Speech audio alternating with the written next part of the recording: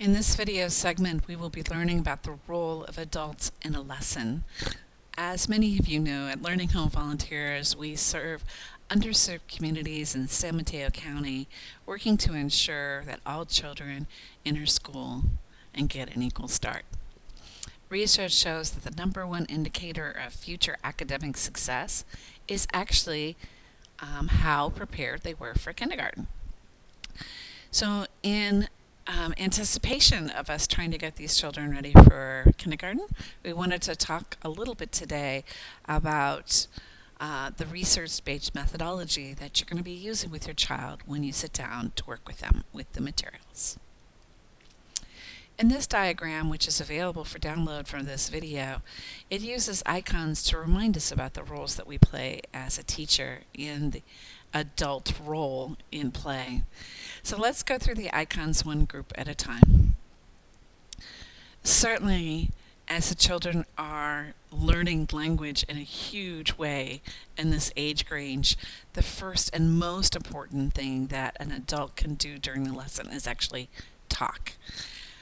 Provide words, context, descriptions, narration surrounding the play.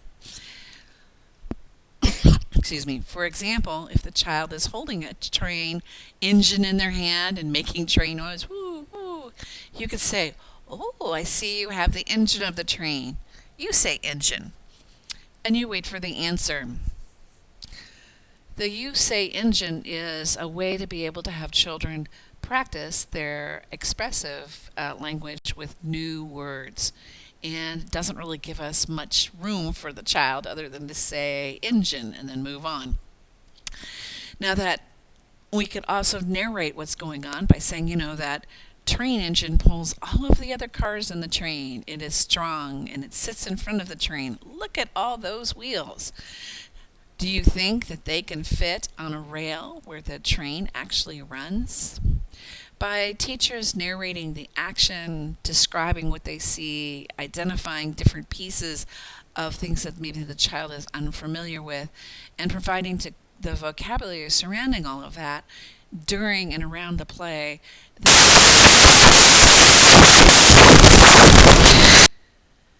The second half of understanding words is actually speaking words, and the best way to ask children to express the words that they just learned is through asking questions.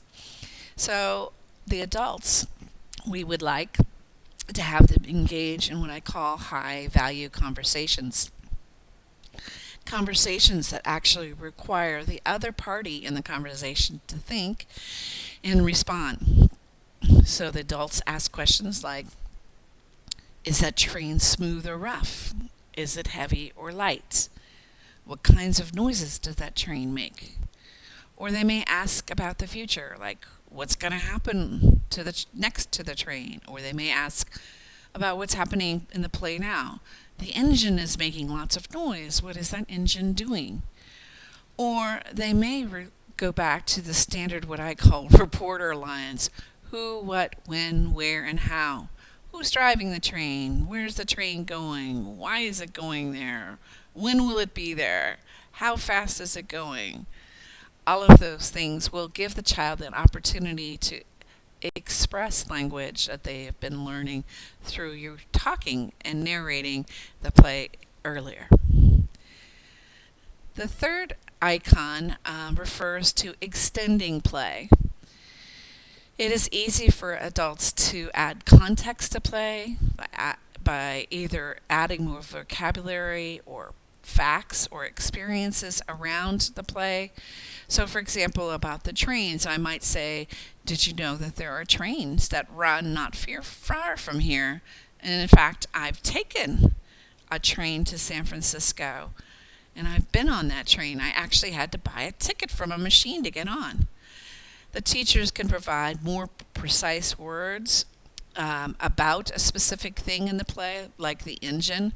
Well, the engine is actually made up of multiple pieces, and we can identify the chimney and the firebox and the cattle catcher all on the engine. We could also extend the play by looking for differences between trains and other modes of transportation. So we could say, the train engine has unlimited a number of people that could come because they can just add more trains. But when we go in the car, there's only room for four of us. Or adults could jump to similar context. Do you know that people can travel not only on trains, but buses and airplanes and bikes and motorcycles? Examples of other kinds of transportation. All of these extensions extend the child's knowledge, vocabulary, and provide to begin context to the play, which is so important.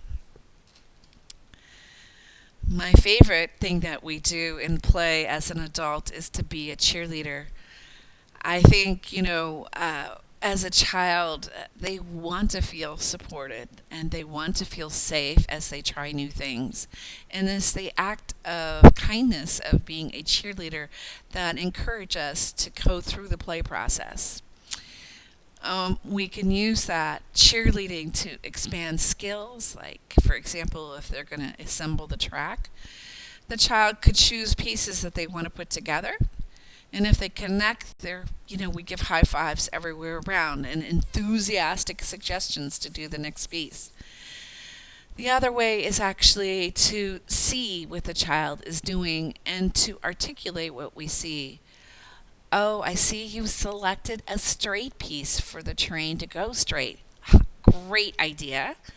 And I see that you're putting the tab of one piece into the hole that you want to connect to. Ooh, that looks like that's going to work. Great news. High fives. So by cheering the effort and success or the idea, being enthusiastic, and actually seeing we are supporting and creating confidence in our learner by doing those activities, being a cheerleader. Modeling persistence is something that's going to be really important for children as they grow older. To be honest, being 3 is kind of hard. Everything is new, and 3-year-olds, to be frank, are just not that skilled. So to master a skill, they're going to need to try and fail and try and fail and try until they actually succeed. So when you're young and everything is new, persistence is the name of the game. It'll help them keep on their journey. So let's think back to our train setup scenario. So we've got the two pieces connected, but when they pick up the next piece, imagine that the tab is facing a different way than the hole, and the child can't actually make it fit. It's tempting to just reach in and change it around for them, but what we really want them to do is to work through this problem themselves and us to sort that process. So we can model persistence by modeling the thinking process. Oh, Maria, it looks like putting those two pieces together isn't easy. You did the last piece and it fit together. What do you think is so hard about this time? And the child might respond, well, it doesn't slide in. Why do you think so?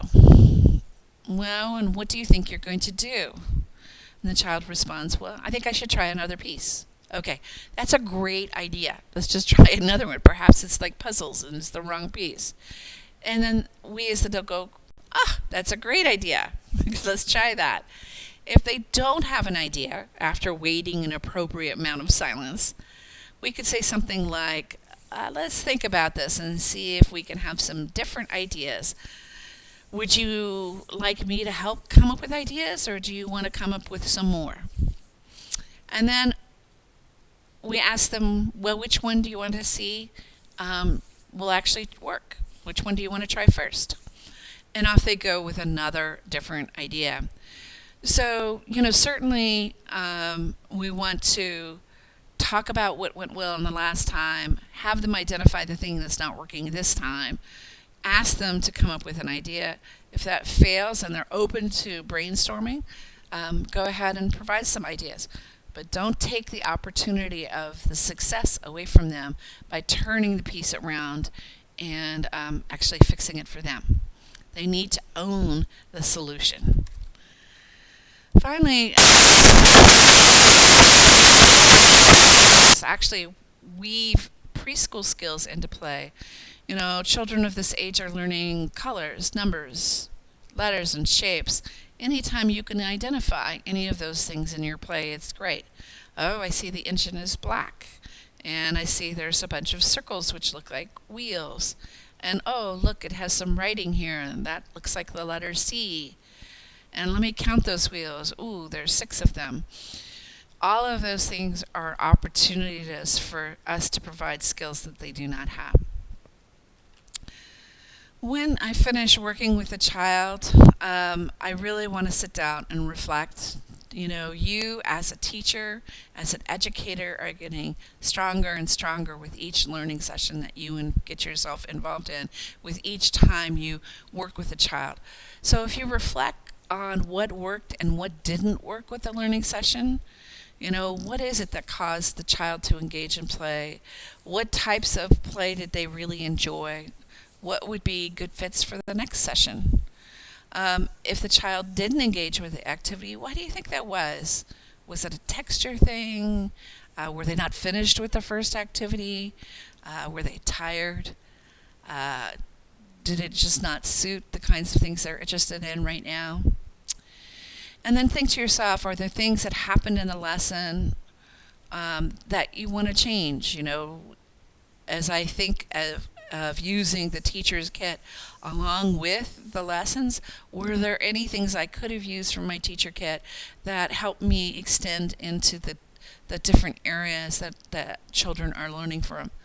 If you need ideas for the next session, you can certainly give us a call. Go to the Resource Center in the training. Join us on a Saturday drop-in session. And of course, every time we bring materials out for your child, we are happy to sit down and talk, or text us or call us. Well, this is Vicki from Learning Home, and this concludes this particular video session. Thank you so much for listening.